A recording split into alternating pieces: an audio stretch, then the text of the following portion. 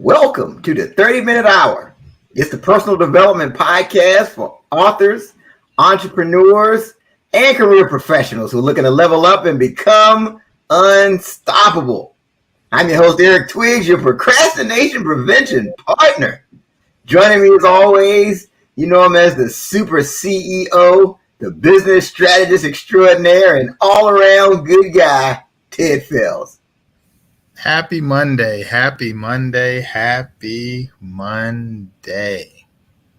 All right. So, Ted, I felt like the career professionals are feeling left out. So I thought I'd mention them this episode. We don't mention them, and the majority of our audience are entrepreneurs. I know a lot of the career professionals are looking to go full-time in their business. So I thought I'd give the career professionals some special love at the beginning of our show. Don't forget our career professionals. I didn't want to leave y'all out. I don't want to leave y'all feeling left out.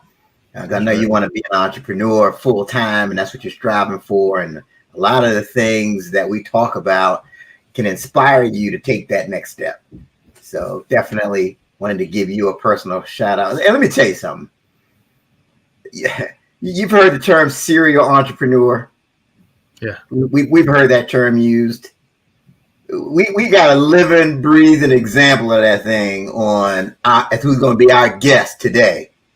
And again, it's going to be another one of those episodes that's going to take away excuses that you have. Oh, I can't try that. I've never done this before. Oh, no, that's not my area of expertise. You won't say things like that. After you watch today's episode, you will be inspired to try new things.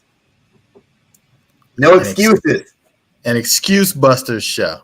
Exactly. That's right, Ted. This is another one of those excuse buster episodes. All right. And as you can tell, this is not your everyday podcast. We do things a little different here on the 30-Minute Hour. You can watch us live on Facebook, on LinkedIn, on YouTube. By just typing in the 30-Minute Hour podcast, there you'll find us, and you can go back on Apple Podcasts and Spotify and listen to the replay.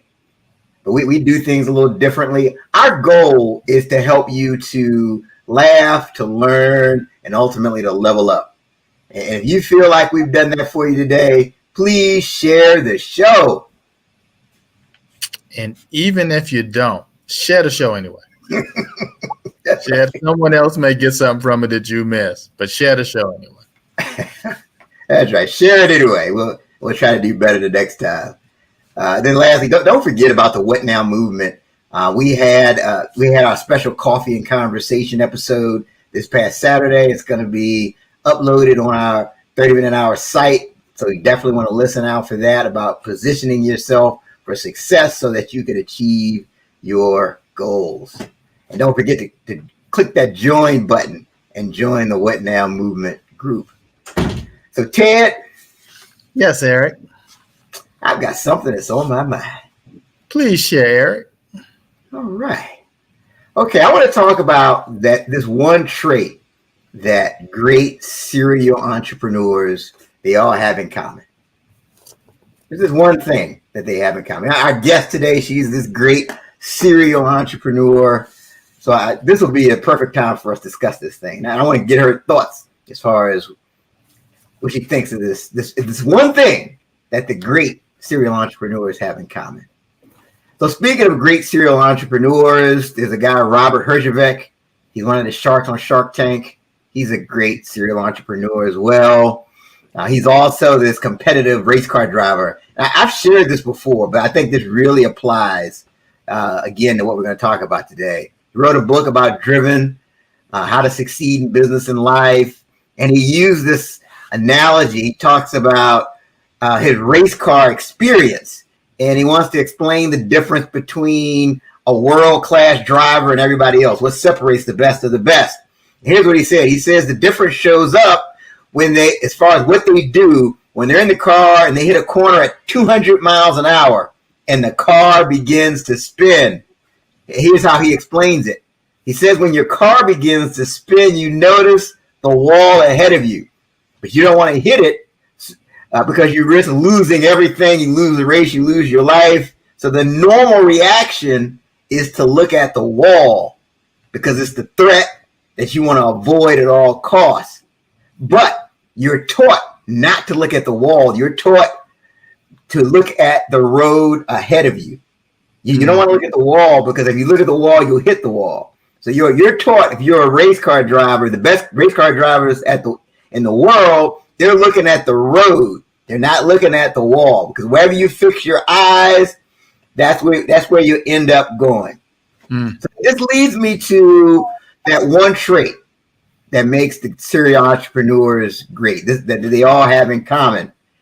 This is where we need everybody's undivided attention, right? I know you listen to us while you drive, and this is where we need you to pull over on the side of the road.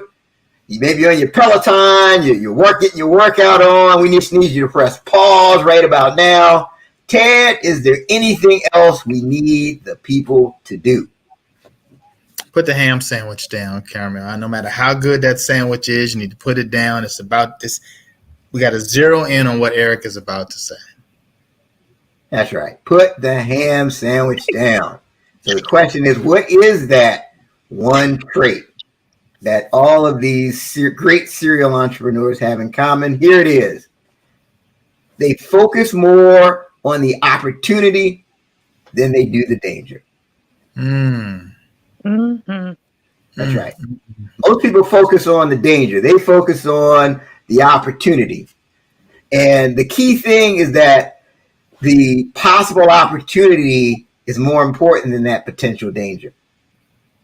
Right? So you have to overcome that fear. And fortunately, our guest today, she's not like most people by any stretch of the imagination. She's a little different. Matter of fact, like if the term serial entrepreneur was a person, I think it would be our guest today. That's it. Yeah, absolutely. She's a reality TV show writer. She's an author. She's a poet. She's a stand-up comedian. She's a keynote speaker. She's a model. And she's an actress. And I'll bet you I left something out. I'm sure I did. Yeah. But she's all of those things. She is the co-writer for the reality TV show Melt on This Music. She published a book a while back. It's a fiction novel that ended up being a bestseller. It's titled In Love with the Other Man. She's also the host of the Keepin' It Real with Caramel podcast. So please join me in welcoming to the 30-Minute Hour podcast, Caramel Lucas. Welcome. Thank you for that introduction. Excited. Man, we are excited. It is truly an honor to have you on with us. So I'm curious. I got to know this, right? Like, what was it that inspired you to pursue so many different things? Well, because I'm a type of person that can't sit down. I love to make moves. I don't want no excuses for anything that I do. If I'm living and breathing, I can do whatever I want to do. Anything is possible, right? So I push myself to do whatever I want to do. I mean, you only live once, right? So why not do what you want to do in life? Period. So I want to do multiple things. Maybe I have multiple personalities, but I still do what I want to do, because I mean, why not? What kind of excuses you have? You're like, I really wish I can do this, but go for it. Do it. Who's stopping you? So I just do whatever I want to do when I want to do it, and keep it moving. I might do something else. I don't even know what I'm going to do next, but I'm going to just keep on pushing, Good. Eric is on mute. He is on mute. Mm-hmm. Mm-hmm.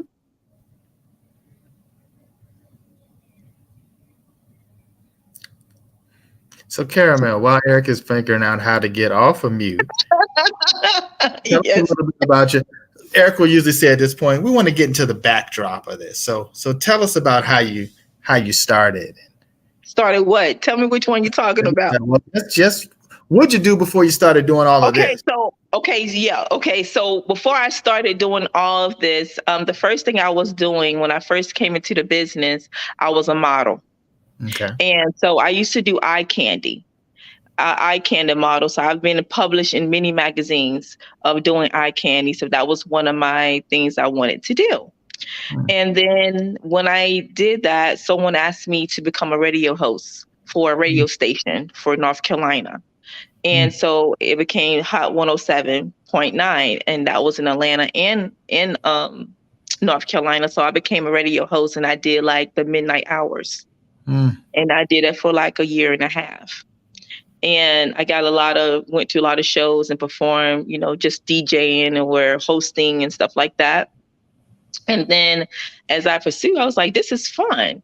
And I love writing. So I decided to write a book. And my book is called In Love with the Other Man.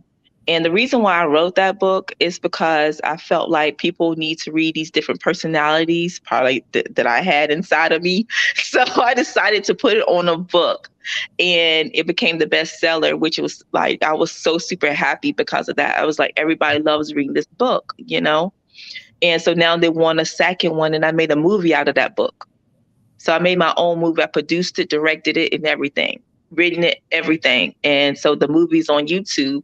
I was going to sell it, but I decided just to keep it on YouTube. Right. Wow. So from there, I was decided, I like writing, period. So I became a poet, and I started writing for Urban and Win. And I became one of the best poets in the United States, just writing poetry. And I'm in like 5 different values of their books. So I did that for a while. And then I was like, I could do more, and I became a motivated speaker. And then stand-up comedy came in when I was doing improv. And I was like, I can do this. I can get on stage by myself.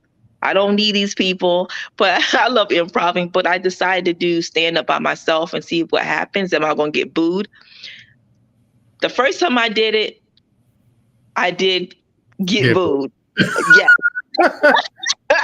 Because I was I'm going to tell you what I did, though, honestly. When I first got on stage, I drank so much Long Island iced tea. Okay. I had like 4 of them back to back. And I got on stage and I just stood there like looking at the whole, like I was a deer with headlights coming to me. I was looking like, these people.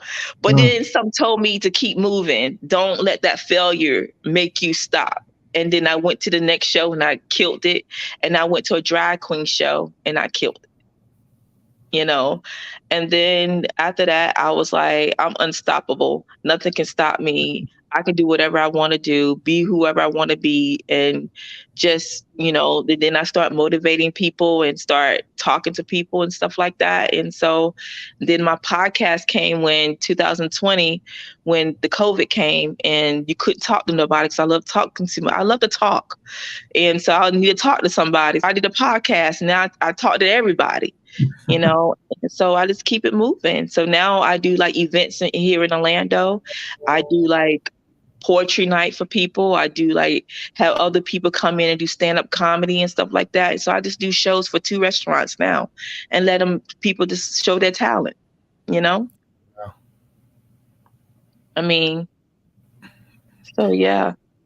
So Eric still does not have his sound working yet. He doesn't. Nobody. He look like his mouth is just moving, and he don't know what's going on. I didn't say it. I don't see him saying yes. That is too funny. So tell us a little bit about your podcast. Well, my podcast is basically for entrepreneurs, from celebrities to whoever that wants to be an entrepreneur and making money. So we talk about where they've been, because everybody has a story, it's where they've been, where they're at now, and how they become who they are today, And so we talk about stuff like that, and we laugh, we cry, we joke, we have a good time. And some people come so timid when they come on because they think they have to be a special way. I'm not like that. I want you to relax and let's be like 2 friends, long distance friends, and act like we just met again, and we just talk about whatever we want to talk about. And I have so many people don't want to hang up. They want to be like, oh no, I want to still talk. And I'm like, okay, I love to talk, but good God. But at the end of the day, they love just expressing themselves and being themselves. You know what I mean? And I have fun doing that. I just want people to be themselves. You don't have to pretend to be something else when you know who you really are, you know? And Eric, we still cannot hear him. He think he ready, but he'll be ready. He be looking like, okay, I'm ready. Exactly. And then he just did it, shake his hand. Yeah, his microphone is not on at all. But he's okay though. He looking confused, but he all right.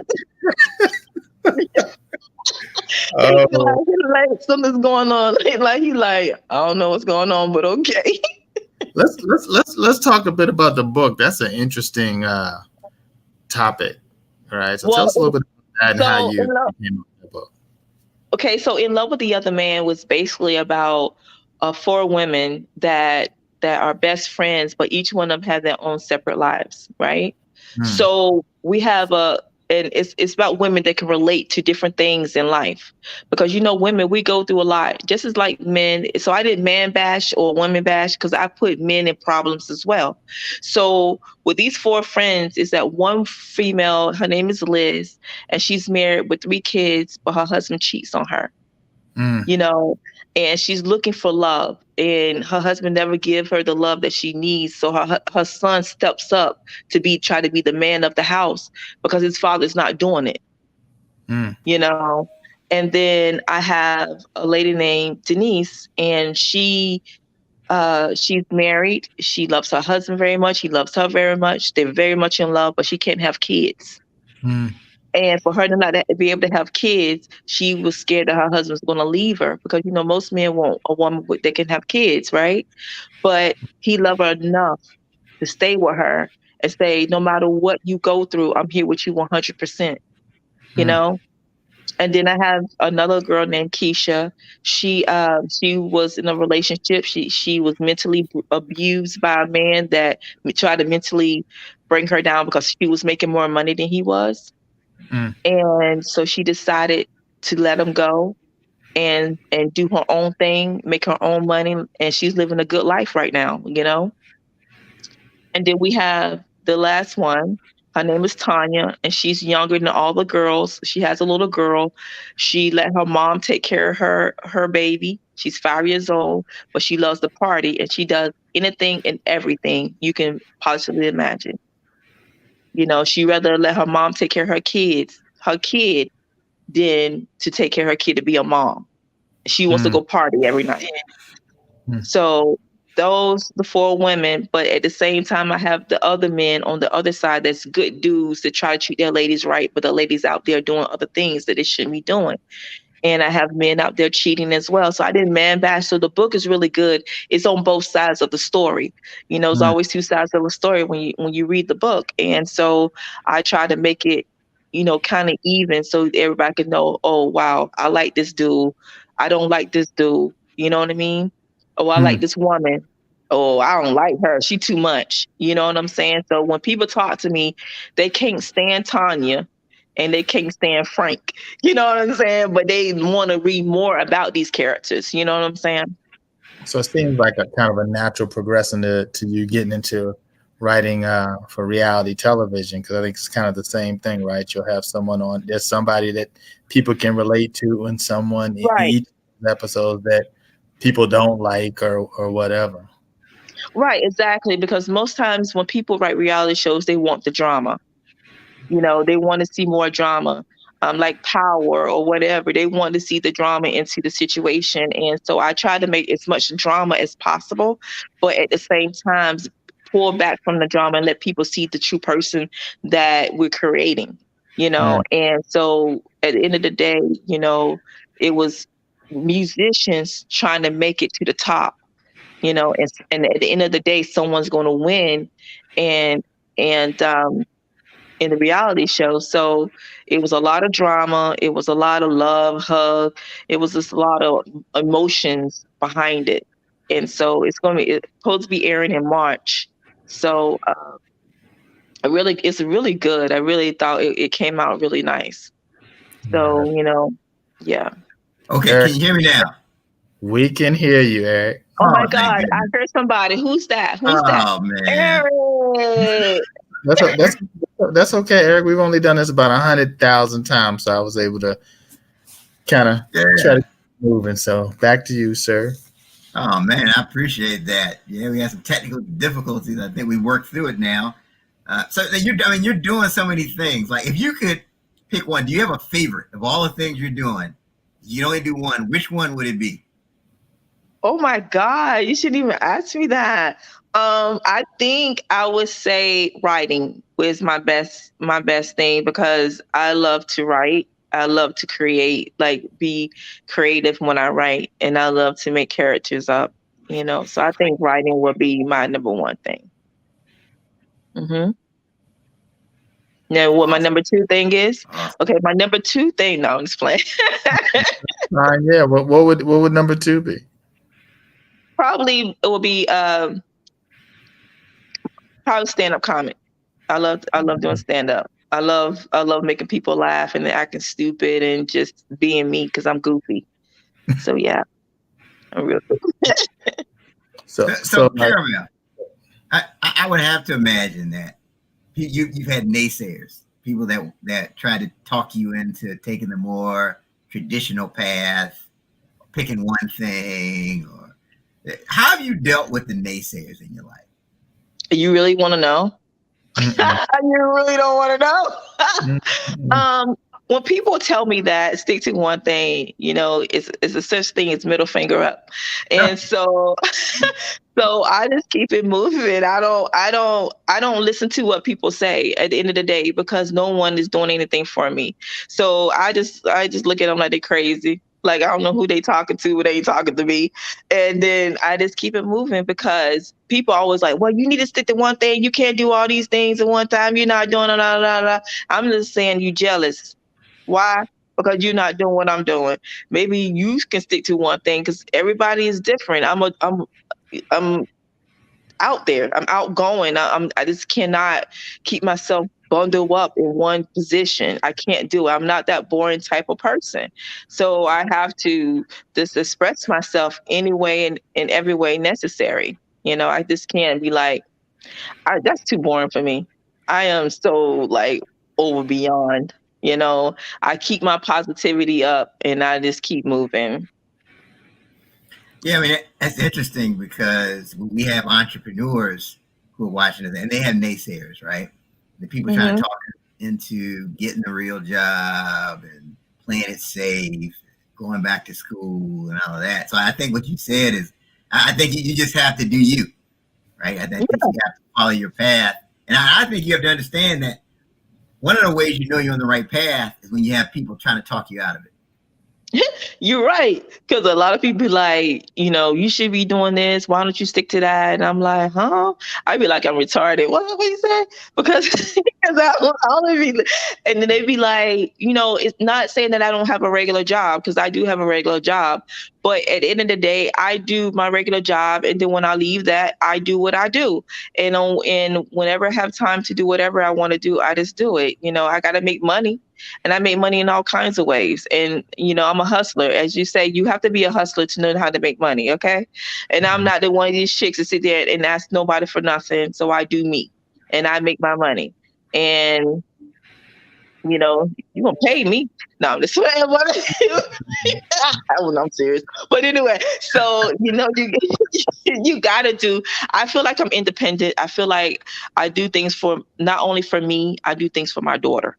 You understand? I want her to show my daughter that you have a mom that pushes 100% and you can do the same. You don't have to ask nobody for anything. You can be your own and do what you feel that can have. I want her to look up to me and say, wow, my mama did this. And I want to be just like my mom. She don't ask for nobody for nothing and she do what she needs to do and she's independent and that's what it is. How do you look like your little girl looking at you like every time you turn around, you miserable? You know what I'm saying? I can't be miserable. And I show her how to be positive and how to, don't look at other people's thoughts and have your own mind and do what you feel is best for you. That's a great answer. So when you were like a child, a teenager, I mean, were you like this where, you bored easily and you came up with a lot of different things? You were, putting together stories, and you just always were very creative. Is that who you've always been?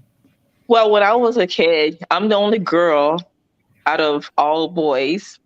And so me being the only girl, I had no one to play with but myself, right? So I did a lot of writing, and I used to write songs for my mom and start singing them for her.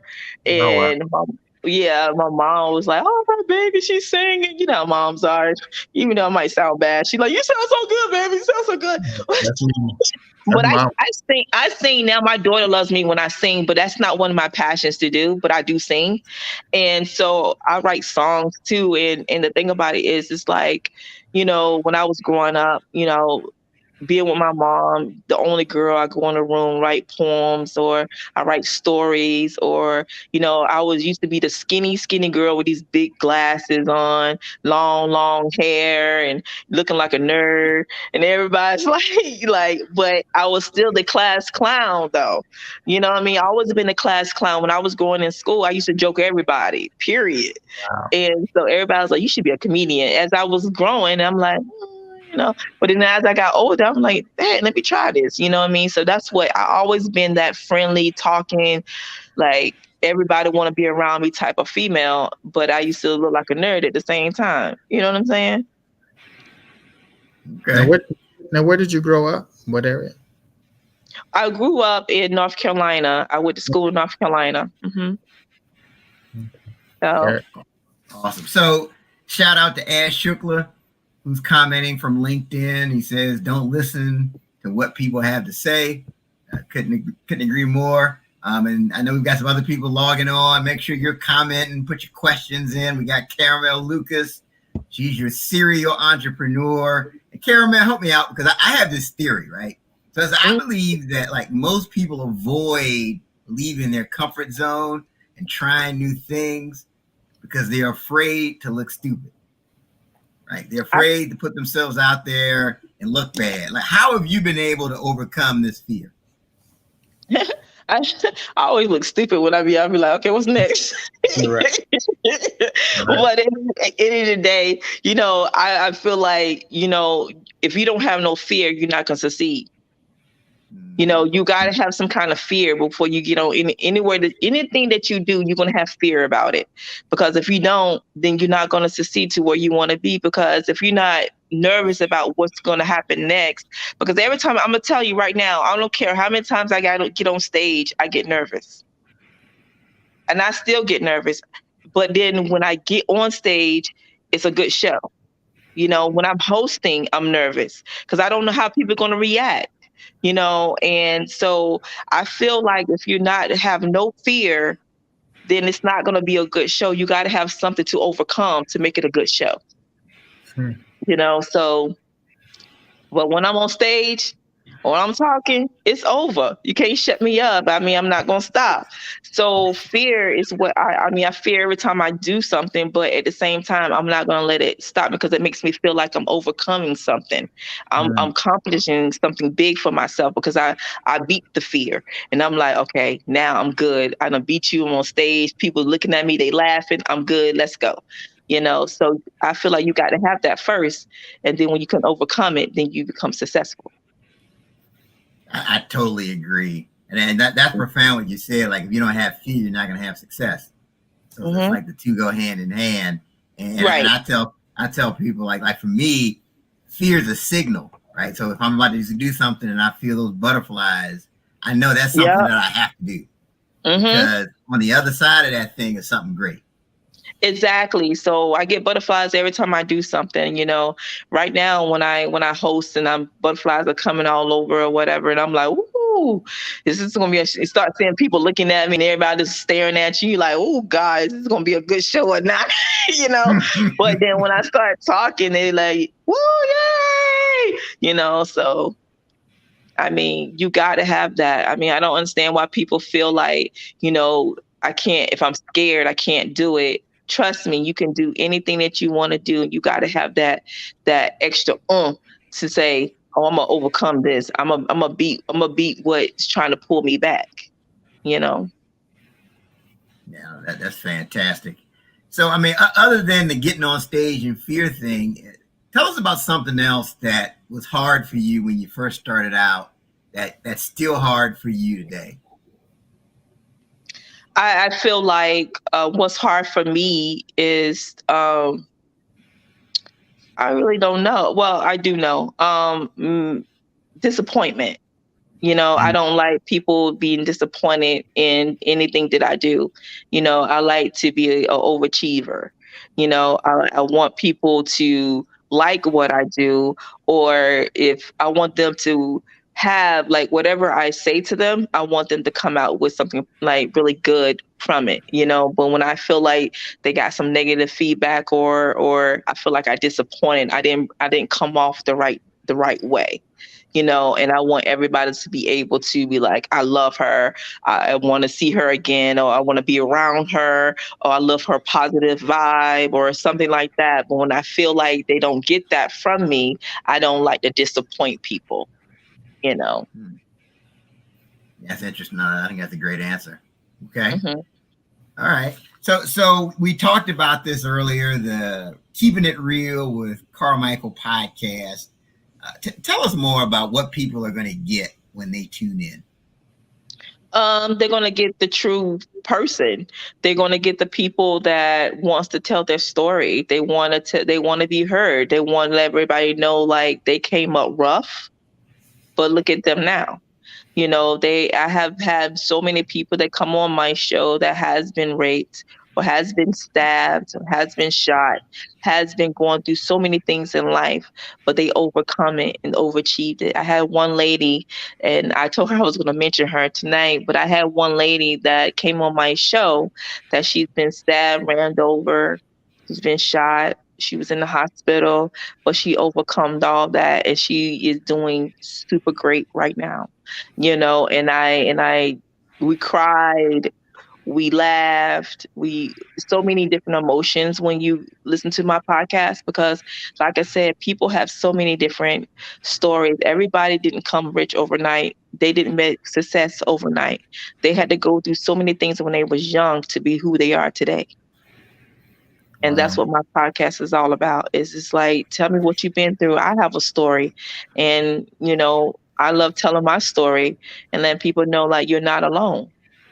Everybody has been through something in life. Some people cover it up, don't want to talk about it, and some people just want to express how they feel, what they've been through. Wow, that's great. That's great. Mm-hmm. That sounds good, Cameron. We don't do any crying on our show, though. You don't got to cry. Yeah, I'll cry for you. Don't worry. Yeah. I got that. Now we may do. If you see the video go off for a second, that just means there's a little dust in the air, something, or your sinuses are bothering or something. But no. Okay. You be sniffing. Yeah, this is something in your eye. That's right. Compassion without crying. That's how we do it. No, that was really cool though. Yeah. So talk more about your story. I mean, as deep as you want to go, as far as what. Well, my story is where I grew up. I grew up with brothers. You know what I mean? My mom, and she tells the story today. My mom was on drugs, and I grew up with that. And she's clean and freed me. That's my best friend. And now we're closer than ever. But I rebelled against her because I thought that she didn't love me. You know what I mean? And so I went through a lot of things as a teenager. I rebelled against a lot of people because I felt like I wasn't loved enough. I didn't have my father in my life. I just met my father 2 years ago, and I didn't know how I was supposed to be loved by a man, period. And so me growing up didn't know what love was really about, dealing with a man. I rebelled and I didn't care about a lot of things in life at that time, but as I grew, I learned how to become my own self. I learned how to become me. I left at an early age. I left home at the age of 17, as soon as I got out of high school. And I felt like I did what I had to do for myself. And then as I got older, me and my mom became closer, and she told me that I was doing so well that she cried to me and said that I'm letting everything go because I want to make sure that me and you have that relationship. Wow. And then probably like 2 years ago, I told my mom I want to find my dad, found my father. Me and him got close. He thought I was mad at him, asking for child support. And, Like I'm and good. right. And I was like, you owe me some back pay. But Right. Right. Right. but at the end of the day, like I tell him, he was young. My mom was young when they had me, right? So like I tell him, I'm not mad at him. I would never be mad, angry at something that you didn't understand when you was young. And I just want to build a relationship and let's move on from that. You Wow. got a granddaughter and let's rock, you know? And so it's more to it. But at the end of the day, I am who I am. I form myself to be me. Oh, wow. Thanks for sharing that. Hmm. Yeah, and I think that's inspiring because they're people that go through similar things and they use that as a reason why they can't progress. It's like, Right. well, look at how I came up. I didn't have a relationship with my dad. I didn't have this. I didn't have that. Right. So, And a lot of people do that. A lot of people will say because they don't have a relationship with their dad or they didn't have that relationship with their parents, period, they blame their parents for what they go through, right? My mom married a guy that totally took responsibility for me, and he was like a father figure to me before I met my father. Unfortunately, he passed away like 3 months ago. But at the end of the day, I knew that I had someone in my life that showed me what I supposed to do, what I was supposed to look for. And my brothers grew up trying to help me out. They let me know what men was all about, just to have brothers. You know what I mean? So I was on the A game on that part. So nobody can tell me nothing. I was like, yo, I know you lying, you know? So I know what's up, So Right. dealing with guys, I grew up with boys, so I already knew what was going on. So your brothers told all the secrets.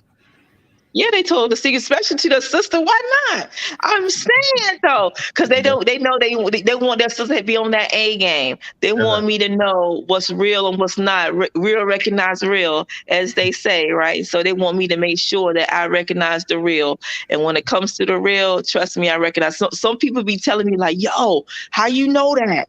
And I'm like, "Yo, don't even worry about it. I I got got you." I got You're right. girl, he lying. He lying. My brothers told me, all right, if a Yeah, man yeah. I can read through it. Oh, you lying. I don't even know why you lying. You know what I'm saying? But yeah, so it's all good.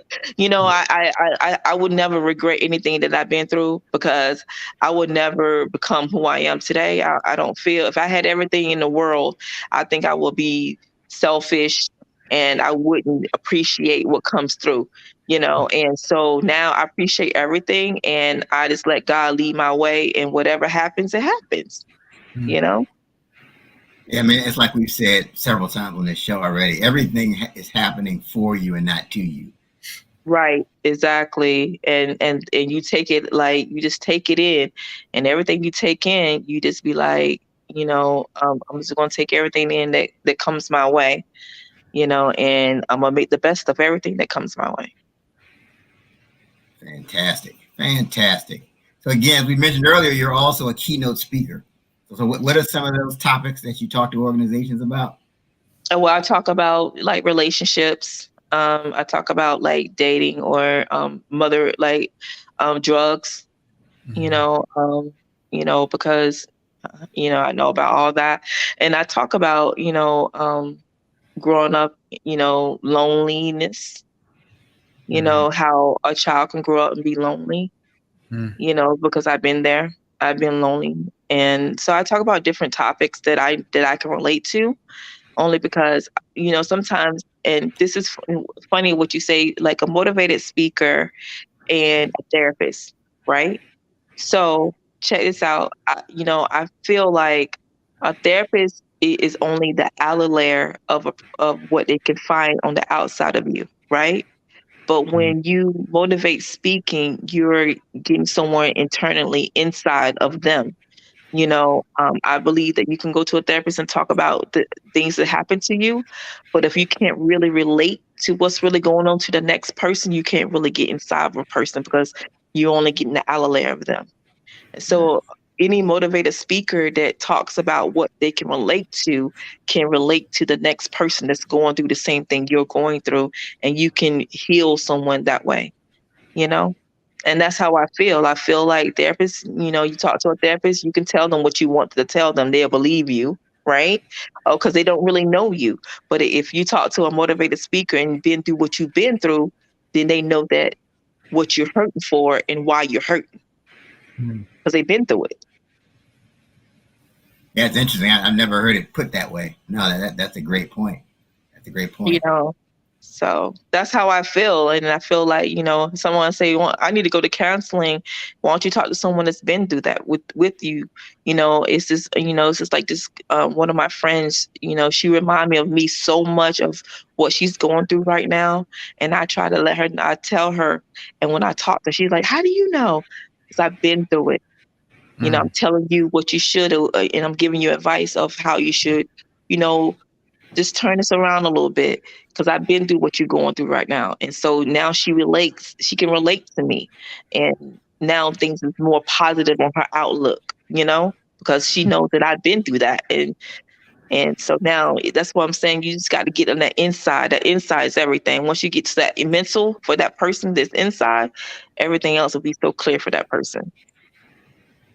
Because they believe in you, they will believe in you and they will trust you more because you've been through it. Awesome. So what's next on the horizon for you?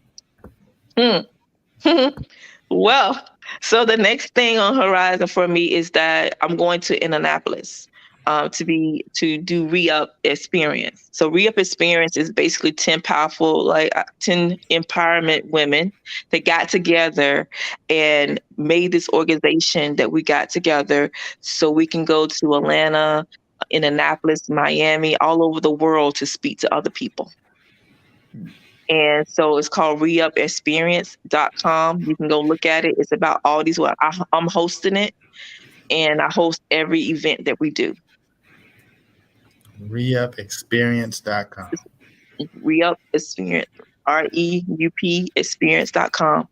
It's like, and you'll see all the women that's there. We all have our own special needs of what we're doing, how we doing things and everything. Like we are trying to make this community, this outlook of different, motivate other people that, because we all have, like I said, we all have a story. So we are going to tell everybody around the world what we've been through. That sounds like something everybody needs to check out. reupexperience.com. Definitely make sure you go to check that out. All right. So we are at the final segment of the show. It's called Write This Down. And this is the time where we each go around and share at least one idea from today's episode that we feel the entrepreneurs that follow us need to write down so they can level up. So, Caramel, you are a guest of honor. What's one thing from today's episode that you feel the people need to write down? Fear. Do not fear anything that you are trying to accomplish. The thing about it is that you have to take a chance to become yourself. If that's anything that you want to do, don't be afraid of pushing through and letting other people know, like, this is your life. It's not their life. And you're going to do whatever makes you happy. Excellent. I think that's great advice. Awesome. Ted is a tough act to follow. But, it's interesting. One thing I realized, a lot of times I'm talking to people, some people that I really like, may have looked at as mentors or they really think highly of, and and then they'll say something about me, right? I had one recently that said something like, yeah, you've been in this for so long and in your business, and so many people kind of look at you. And she had used this term. She said it's kind of funny. She said, you're like an icon in this business. And I'm thinking, is that because I'm old? But she said I'm kind of like an icon, and this is somebody that's done some major things and worked with some of the top companies. But the point that I came out of this with is like more people are watching and admiring you than you think. Yeah. Like you may see, man, I have not scratched the surface on, and I said I have not scratched the surface on things that I want to accomplish and all that. But there's others that just they admire your perseverance. They admire the fact that you went against the odds, that you went out there and took the chance. They're like, they could never do it. Right. So you think about, there's all these people that you think are, kind of, maybe hating or against you, but really there's a lot of people that admire the courage that you had. Like they would, I was thinking about when you were talking about stand up. And I always was thinking, man, I listen to people on television. I'm like, I'm just as funny as them. I could do stand up. And I was thinking about, well, what would it be like if they didn't think I was fun? Right. Mm-hmm. So throughout the years, just always just kind of joking and quick wit, but never thought someone's like, yeah, you ought to just go to improv. And I'm just like, But then I listen to you and you just say, hey, I'm just going to go out there and I'm just going to do it. And the first time is like, because as you were building it up and you was like, yeah, I was so concerned I maybe get booed. And he was like, I did get booed. Like, so, but you survived that. Right. And right. So I think that, so many people admire you, admire those that take that step out there and that step of faith on whatever it is, because everyone won't do it. Everyone can't do it. And so you should always look at it and say, hey, I stepped out there. I tried, right? I didn't sit there and, keep that book inside. And, I took a chance on that, or I thought I could do, stand up. Or I wanted to be a model or, or start this business or whatever. So if you do it, right, that's you really, and kind of goes back. Last thing I'll say on that is like, that's success that you even did it. Even if no one even buys one of your books, you're going to buy your book. Even if you got to give 50 of them away. Like you took time and you got something published, that's a big deal. You started a company. You went out there, even if you only did $50, right? You started a company, right? Even if only one person laughed when you're doing stand-up, and if it's one person outside of you, like if you're the only person to laugh, I don't know, but eventually you got to get somebody else to laugh. Even if you got to bring a family member in there that's going to laugh, but that's an accomplishment, right? And so I think people are watching. They admire you, more than you think. Awesome. I love it. Yes. I love it. That's a great thing to write down. Like you never know who's watching, and you never know who is admiring you from afar. And you never know who's looking to you. That's why you can't give up, right? Yeah. They may be looking at you and saying, okay, well, if he can keep doing it, I can keep doing it as well. She can keep doing it. I can keep on my struggle. I think those are both great things to write down. So for me to write this down, I saw this thing. There's a video out. We're talking about stand-up comedians. There's this video out of Jerry Seinfeld, right? Everybody knows Jerry Seinfeld. Oh my God, that's my favorite comedian. Right. He's like the man. But get this. So there's this recent video, where he's working on new material for one of his shows. And so apparently what he does, he just goes to random clubs and just starts working. And in the video, he's bombing. Like this, I'm not talking about back in the day. I'm talking about like now. He goes to the club, he's trying these jokes, they don't work. He forgets what he's gonna say. It's awkward. But it just shows you that if someone at his level in the game is not afraid to fail, and so the takeaway I get, like this, the only failure is failing to try. Mm-hmm. That's it. That's so true. Yes. The only real failure is failing to try. if we're so afraid of looking stupid or falling on our face, that's a part of the process. You got to get back up and keep it moving. Wow. Yeah, that is so true because a lot of people are afraid to fail. They are afraid to look stupid. They're afraid that other people's going to talk about them. But if you look at TikTok, you look at Instagram, Yeah. right? They're doing failures because they're doing something and people are still talking about them. Am I right or wrong? And if you look at these celebrities, they talk about them too. So no matter what you're going to do, you're going to get talked about. Yeah.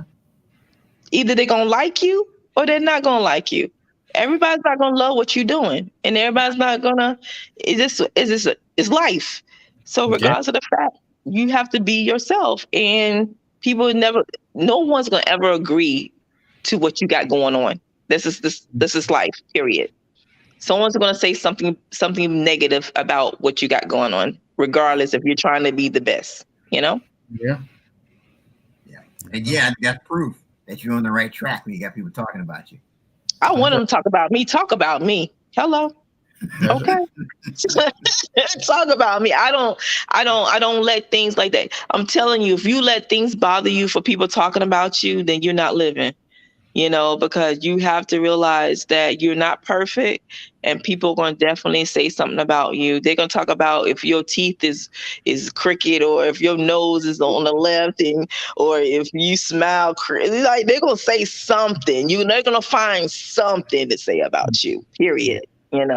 So. Absolutely. Yep. So we definitely want to thank our guest today, Caramel Lucas. I told y'all she's going to take away your excuses.